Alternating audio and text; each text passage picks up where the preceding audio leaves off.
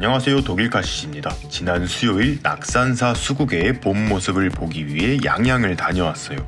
제가 홍천은 자주 왔다 갔다 하지만 이 산맥을 넘어 영동지방을 다녀온 것은 정말 오래된 것 같습니다. 양양의 수국 구경을 목표로 하고 출발하긴 했지만 산을 넘어간 김에 속초와 강릉까지 살짝 둘러보고 왔어요. 유튜브에 소개된 맛집이랑 시장도 열심히 구경했습니다. 이 낙산사 수국은 아주 살짝 아쉬운 점이 있었는데요. 그 이유는 잠시 뒤에 알려드리도록 할게요. 하지만 엄청 큰 공부도 하고 돌아온 것 같습니다. 낙산사 수국 이야기가 조금은 짧은 것 같아서 이번 영상은 강원도 여행 브이로그 형식으로 시작을 해보도록 하겠습니다. 너무 오글거리고 궁금해하실 분들도 없을 것 같긴 한데 참고 봐주세요. 대신 낙산사 수국에 대한 특급 정보도 드릴 거니까요. 아주 조금은 기대를 하셔도 될 것 같습니다. 속초를 갔으면 꼭 이 설악산 케이블카를 타야겠죠. 굉장히 무서웠습니다. 그리고 나서 바로 낙산사로 출발을 했어요. 저는 사실 엄청난 기대를 안고 이 낙산사에 발을 들였습니다. 굉장히 수국으로 유명한 절이잖아요. 지금은 이렇게 부처님 오신 날을 기념하기 위해서 행사를 준비하고 계셨습니다. 그런데 입구에서부터 계속해서 발걸음을 옮겨가고 있는데 수국이 하나도 보이질 않는 거예요. 이렇게 겹번나무만 조금 보이고 해서 수국은 어딨지 하면서 조급함이 생기기 시작을 했습니다. 해수관음산과 꿈이 이루어지는 길이라는 팻말을 보고 또 발걸음을 옮기기 시작을 했어요. 여기까지 왔는데도 아직 수국 모습은 볼 수가 없었습니다. 오늘은 해가 굉장히 좋은 날이었어요. 이렇게 바람이 굉장히 많이 불었습니다. 그래서 이거는 소원을 써가지고 이렇게 붙여놓은 건데요. 팔랑팔랑 거리고 있고 뒤에는 해수관음산이 보이고 있습니다. 약간의 역광이 있어서 아주 예쁜 모습은 담지 못했지만 제가 생각했던 것보다 굉장히 컸어요. 바다의 모습도 굉장히 아름다웠습니다. 바람이 원래 이렇게 많이 부는 건지 소리가 좀 많이 들리죠. 그리고 이거 달마 대사님께 저 동전을 넣었는데 자꾸 실패하는 거예요. 저 바구니에 들어가는데 결국 하나도 못 넣고 같이 간 친구는 500원 중에서 3개를 성공해서 하나만 줘. 하나만 달라고 쫄랐습니다. 부러운 마음을 뒤로하고 홍련암 쪽으로 발길을 돌리기 시작을 했습니다. 여기서 아는 식물이 나와서 되게 반갑게 뛰어갔습니다. 이거는 불두아인데요. 수국과 굉장히 닮았지만 잎의 모양과 꽃의 모양도 살짝은 달라요. 이게 부처님의 머리 모양을 하고 있어서 붙여진 이름인데 역시 절답게 이 불두아가 굉장히 많이 심겨져 있었습니다. 그렇게 고대하던 낙산사 수국 앞에 도착을 했습니다. 제가 살짝 아쉬웠다고 했던 점은 저는 이 낙산사에 곳곳에 아름다운 수국이 있는 줄 알고 이렇게 찾아왔는데요.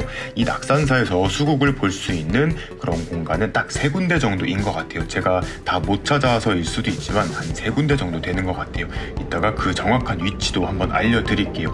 하지만 이 대형 수국의 모습을 보고 정말 입을 다물 수가 없었습니다. 그리고 지금쯤이면 새순들과 이 줄기들이 많이 나왔을 거라고 생각을 했었는데 제 예상과는 달리 이제 막 새순이 올라오기 시작을 했던 것 같아요. 그리고 이곳에서 제가 또 한 가지 느낀 것은 홍천에 있는 수국에 진한 가지를 너무 성급하게 자른 것은 아닌가 조금 후회가 됐습니다. 지금 보시면 이 바로 옆에 있는 수국은 위에 약간의 지붕이 있어가지고 비도 살짝 가려지고 그 다음에 이제 햇빛도 많이 차광이 되는 것 같아요. 아직까지 꽃눈은 보이지 않지만 이렇게 가지 끝에 살아있는 순들도 있고 묵은 가지 중간중간에 이렇게 새순이 올라오고 있습니다. 이곳 양양의 겨울철 최저 기온은 홍천보다는 정말 높대요. 항상 영하로 떨어지는 날이 그렇게 많이 없기 때문에 이런 수국들이 살기에는 딱 좋은 환경이 아닌가 생각을 합니다. 지금 밑둥과 묵은 줄기를 보시면 굉장히 두꺼운 것을 볼 수가 있어요. 그리고 이 수국 뒤쪽에는 암벽이 있어가지고 바람도 어느 정도 막아지고 정말 좋은 환경을 갖추고 있는 것 같습니다. 이곳이 여름만 되면 인스타그램에서 난리가 나는 낙산사 수국의 포토존이에요.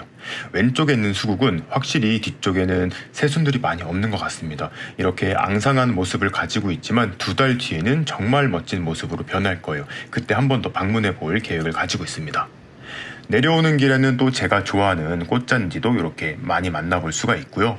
바다의 모습도 정말 아름다웠습니다. 이렇게 내려가는 곳에 또 다른 수국 스팟이 있어요.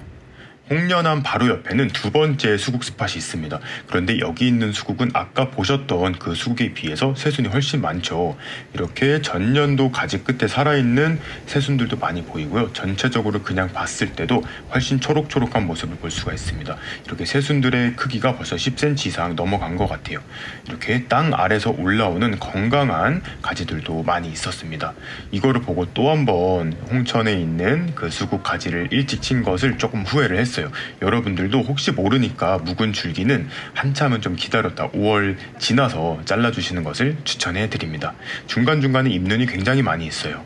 이 수국의 덩치가 너무 커서 밑둥 부분을 자세히 살펴봤더니 4그루 정도가 합식이 되어 있는 것 같습니다. 이 모습은 수국이 나중에 풍성해지면 보지 못하는 되게 희귀한 모습일 것 같아요. 수국을 구경하고 이제 밑으로 내려가고 있습니다. 지금 이 의상대 주차장, 이거를 잘 기억해 주셔야 돼요. 이렇게 의상대 주차장이라는 곳을 왔습니다. 저는 여기다 차를 대지 않고 반대편에 댔는데요. 이곳 의상대 주차장 매표소에 또 하나의 엄청 큰 수국이 있습니다. 지금 이 수국도 보시면 윗부분은 다 얼어 죽었어요. 하지만 이 묵은 줄기 중간중간에서 새순들이 많이 돋아 나왔습니다. 앙상하게 죽은 것 같아 보여도 이 마른 가지를 뚫고 순들이 올라오는 것 같습니다. 정말 아름다워요.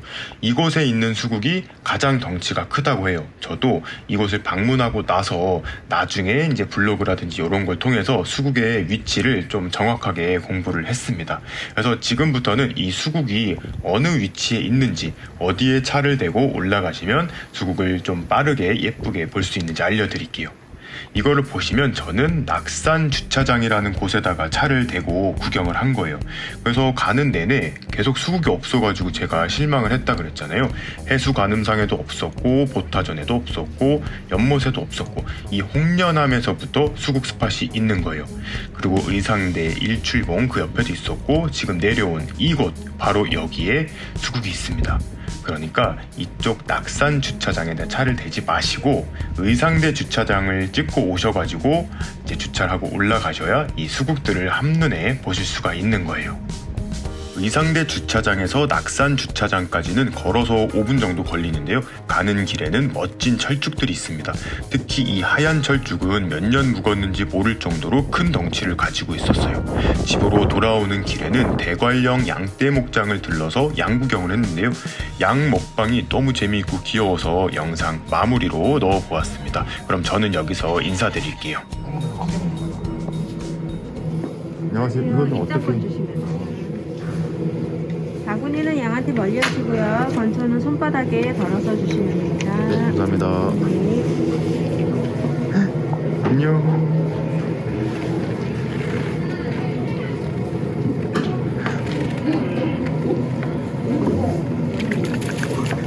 헐. 짱 빨리 먹네.